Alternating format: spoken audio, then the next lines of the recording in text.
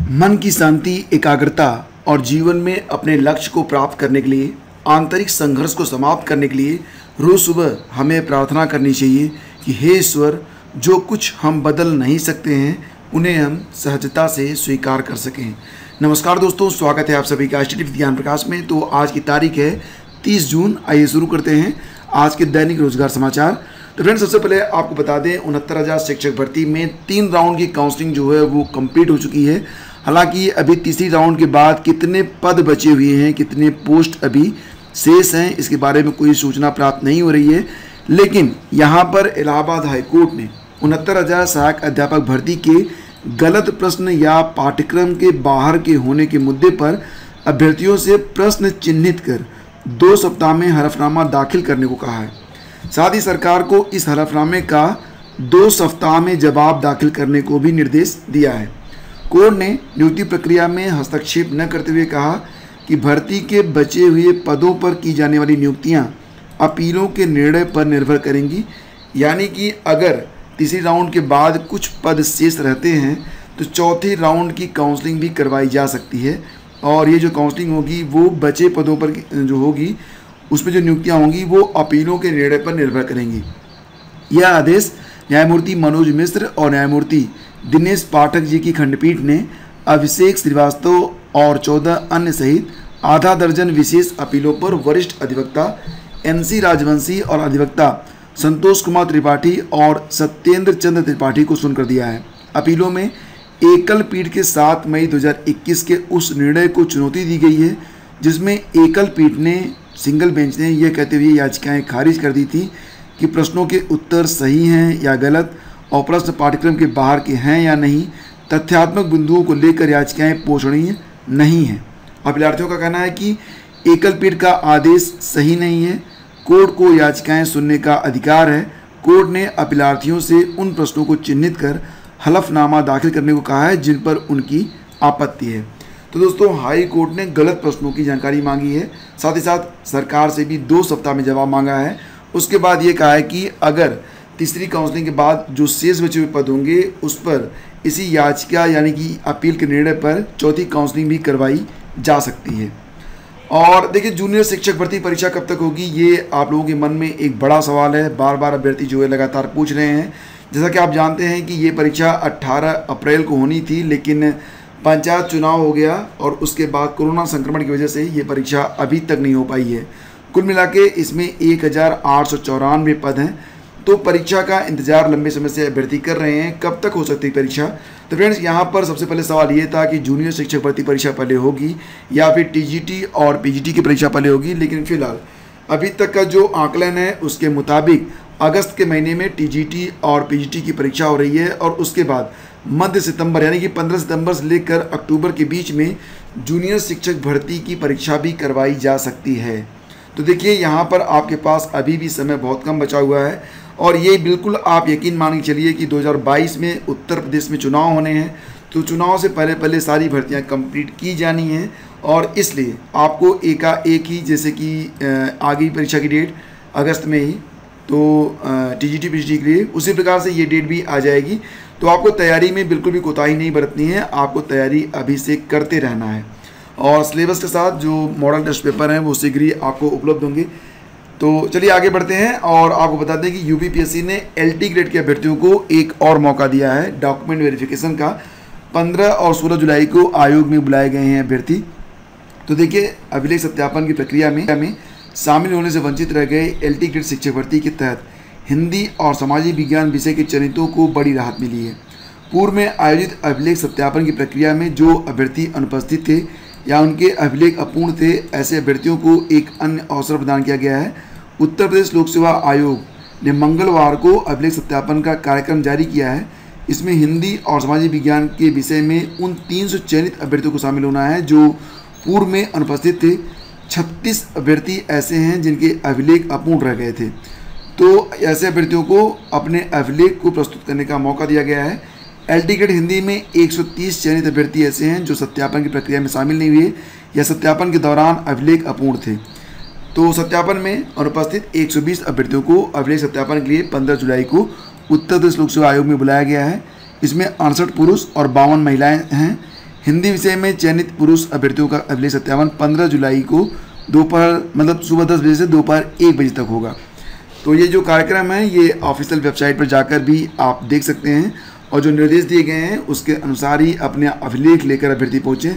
देखिए, केवल आपको डॉक्यूमेंट ही लेकर जाना है, तो कोई भी सामान, बैग, ब्रीफकेस ये सब लेकर आप नहीं जा सकते। मास्क पहनकर आना अनिवार्य है। आयोग के गेट नंबर 2 पर हैंड वॉश और सैनिटाइजर की व्यवस्था रहेगी। थर्मल स्क्रीनिंग के बाद ही अभ्यर्थियों को परिसर में प्रवेश की अनुमति दी जाएगी। और ये नोटिफिकेशन आज के अखबारों में आप देख सकते हैं। 15 जुलाई और 16 जुलाई को डॉक्यूमेंट वेरिफिकेशन के लिए ये नोटिस जारी की गई है। विस्तृत जानकारी आपको uppsc.up.nic.in पर उपलब्ध करवा दी गई है। और दोस्तों देखिए, अभ्यर्थियों को आवेदन में गलती सुधारने का भी एक मौका दिया गया है यूपीपीएससी के द्वारा। 28 मई को जो विज्ञापन जारी हुआ था, अभ्यर्थी 30 जून से 7 जुलाई तक अपने आवेदन में ऑनलाइन संशोधन कर सकते हैं। तो आपको बता दें कि यूपीपीएससी ने 28 मई को चिकित्सा और स्वास्थ्य सेवा विभाग में 15 प्रकार के 3620 पदों पर भर्ती के लिए विज्ञापन जो है जारी किया था। इसमें 600 पद बाल रोग विशेषज्ञों के थे। ऑनलाइन आवेदन की प्रक्रिया भी 28 मई से शुरू हो गई थी। ऑनलाइन आवेदन शुल्क बैंक में जमा करने की लास्ट डेट 25 जून और फॉर्म कंप्लीट करने की लास्ट डेट 28 जून निर्धारित की गई है। तो आवेदन फॉर्म भरने में बड़ी संख्या में अभ्यर्थियों ने जो गलतियां की हैं, अभ्यर्थियों के फ़ोटो और हस्ताक्षर जो गलत हुए हैं, तो उसको आप इन जो है 1 सप्ताह में सुधार सकते हैं। तो आप जो 30 जून से 7 जुलाई तक जाकर अभ्यर्थी जो है वो अपने डॉक्यूमेंट को ठीक कर सकते हैं। और इसके लिए भी आज के अखबारों में आपको उत्तर प्रदेश लोक सेवा आयोग की विज्ञप्ति देखने को मिल जाएगी। राजकीय माध्यमिक स्कूलों के शिक्षकों के स्थानांतरण के लिए आवेदन आज से शुरू हो जाएंगे। 6 और 7 जुलाई को आवेदन के आधार पर मेरिट भी तैयार कर ली जाएगी। तो आपको बता दें कि प्रदेश के राजकीय माध्यमिक स्कूलों में कार्यरत प्रधानाचार्य, उप प्रधानाचार्य, प्रधानाध्यापक और शिक्षक स्थानांतरण के लिए ऑनलाइन रजिस्ट्रेशन करने के लिए ऑनलाइन आवेदन शुरू हो गए हैं। वेबसाइट है upsec.gtt.upsdc.gov.in। तो ये वेबसाइट है जिस पर जाकर अभ्यर्थी स्थानांतरण के लिए 2 जुलाई तक ऑनलाइन पंजीकरण और आवेदन कर सकेंगे। आवेदन प्रक्रिया पूरी होने के बाद 6 और 7 जुलाई को एनआईसी मेरिट जारी करेगा, जबकि 8 जुलाई को अपर शिक्षा निदेशक राजकीय स्थानांतरण आदेश को जारी कर देंगे। विभाग की ओर से 2019 के बाद स्थानांतरण की प्रक्रिया शुरू की जा रही है। निदेशक माध्यमिक विनय कुमार पांडे की ओर से जारी सूचना में कहा गया है कि ऑनलाइन आवेदन का प्रिंट निकालकर प्रवक्ता एवं सहायक अध्यापक प्रधानाचार्य की संस्तुति के बाद जिला विद्यालय निरीक्षक कार्यालय में जमा करना है। प्रधानाचार्य, प्रधानाध्यापक और उप प्रधानाचार्य सीधे जिला विद्यालय निरीक्षक कार्यालय में आवेदन 3 जुलाई तक जमा कर सकेंगे। आवेदन प्रक्रिया पूरी होने के बाद 30 जून से 4 जुलाई के बीच प्रवक्ता और सहायक अध्यापकों के संस्था प्रधान की ओर से अग्रसारित आवेदन पत्रों और प्रधानाचार्य, प्रधानाध्यापक और उप प्रधानाचार्य के आवेदन को जिला विद्यालय निरीक्षक अग्रसारित करेंगे। तो ये कार्यक्रम जो है वो जारी हो गया है। और यहाँ पर आप देख सकते हैं प्राचार्य प्रवक्ताओं के तबादले की प्रक्रिया 6 जुलाई तक पूरी हो जाएगी। प्रस्तावित समय सारणी जारी कर दी गई है। ऑनलाइन प्रणाली से होगा पूरा ये जो कार्यक्रम है वो ऑनलाइन ही पूरा किया जाएगा। तो हालांकि ये खबर जो है उनके लिए जो लोग सेवारत हैं, तो इस पर हम थोड़ा सा मतलब आपको अपडेट कर दिया। आगे बढ़ते हैं और देखिए UPSSC के बारे में बात करें तो पीटी की परीक्षा आपके लिए बहुत ही इंपॉर्टेंट होती जा रही है, क्योंकि पीटी परीक्षा के आधार पर ही आगे चलकर बहुत सारी भर्तियां होनी है। नियर अबाउट जो पहली वैकेंसी आनी है वो लगभग 22,000 पदों पर आ सकती है। इसमें जूनियर असिस्टेंट और लेखपाल के भी लगभग 8, लेकिन लेखपाल के ही लगभग 82-83 पद आने की सूचना जो है प्राप्त हो रही है। फिलहाल आपको बता दें कि पीटी में उम्मीद थी कि 35 से लेकर 40 लाख के बीच में जो अभ्यर्थी होंगे वो परीक्षा में शामिल होंगे, लेकिन किन्हीं कारणों से अभ्यर्थी जो हैं वो आवेदन से वंचित रह गए हैं। 20,73,000 अभ्यर्थी जो हैं वो इस परीक्षा में शामिल होंगे, 20,73,000। और अंतिम तिथि भी बीत चुकी है। हालांकि अभ्यर्थी अभी भी मांग कर रहे हैं कि रजिस्ट्रेशन की डेट ओपन होनी चाहिए। रजिस्ट्रेशन की डेट अगर ओपन होती है तो डेफिनेटली कम से कम मुझे लगता है कि 2-3 लाख आवेदन और आ सकते हैं। आयोग की ओर से करीब 28.28 लाख से अधिक रजिस्ट्रेशन हुए थे और इसमें 20,73,000 अभ्यर्थियों ने फीस जमा कर अंतिम रूप से अपना जो आवेदन है उसको सबमिट कर दिया है। और आयोग की द्विस्तरीय परीक्षा प्रणाली में व्यवस्था है कि मुख्य परीक्षा में केवल वही अभ्यर्थी बैठ पाएंगे जो पीटी में शामिल हुए रहेंगे, और इस लिहाज से पीटी बड़ी संख्या में अभ्यर्थियों के शामिल होने की संभावना पहले से थी। अब आयोग इसकी लिखित परीक्षा की तैयारी में लग गया है और लिखित परीक्षा देखिए सितंबर अक्टूबर में हो सकती है। तो आगे चल के जो महीने हैं बहुत ही बिजी रहेंगे और अभी जो वक्त आपको मिल रहा है उसका सही से आप लोग सदुपयोग कर लें। और आपको बता दें कि सुप्रीम कोर्ट ने मंगलवार को ये साफ कर दिया कि 5 जुलाई से शुरू हो रही चार्टर्ड अकाउंटेंट परीक्षा 2021 को स्थगित करने का निर्देश नहीं देगा। शीर्ष अदालत हालांकि उन छात्रों के लिए परीक्षा से बाहर निकलने के ऑप्ट आउट विकल्प देने की याचिका पर विचार करने को राजी हो गया है जो कोरोना के कारण परीक्षा में शामिल नहीं हो पाएंगे।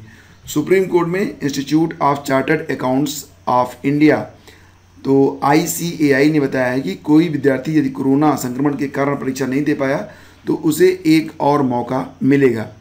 तो ICAI की ओर से पेश वरिष्ठ वकील रामजी श्रीनिवासन ने कहा है कि मुख्य चिकित्सा अधिकारी कोरोना पीड़ित छात्रों को प्रमाण पत्र जारी कर सकते हैं। उन्होंने कहा कि परीक्षा के परिणाम जल्द से जल्द घोषित किए जाएंगे। तो देखो ये परीक्षा जो नहीं थी ये 5 जुलाई से शुरू हो रही है।